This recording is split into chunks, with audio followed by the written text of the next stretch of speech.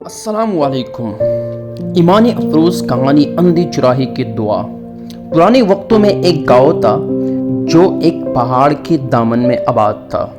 گاؤں والے سخت محنت کرتے تھے لیکن اکثر قحط اور بارش کی کمی سے پریشان رہتے تھے۔ اس گاؤں میں ایک شخص رہتا تھا جسے سب اندھا چراہا کہتے تھے۔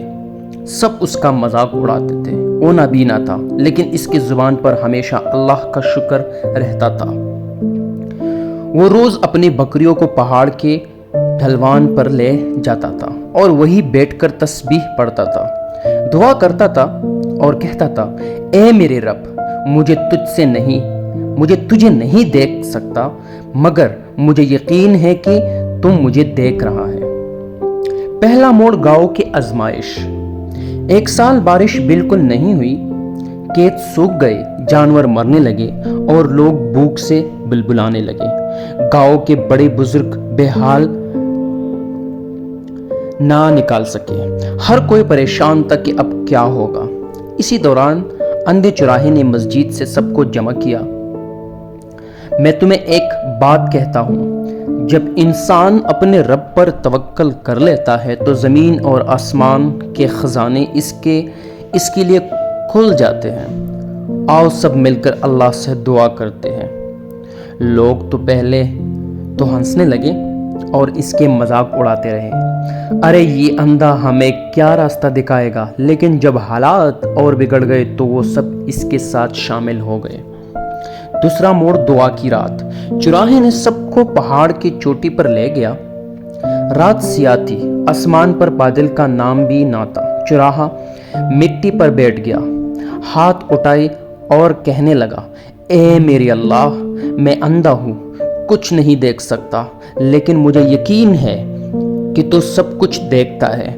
اگر ہم تیرے در کے فقیر ہیں تو سب خزانوں کے مالک ہے، اپنے بندوں پر رحم فرما اور بارش برسا دے۔ اس کی آواز لرز رہی تھی، آنکھوں سے آنسو بہہ رہے تھے۔ گاؤں کے سب لوگ رونے لگ گئے اس کے حالات دیکھ کر۔ تیسرا موڑ معجزہ۔ اچانک آسمان پر ایک بادل ابھرا، پھر دوسرا بادل، پھر تیسرا بادل، پھر پورا آسمان ڈھک گیا۔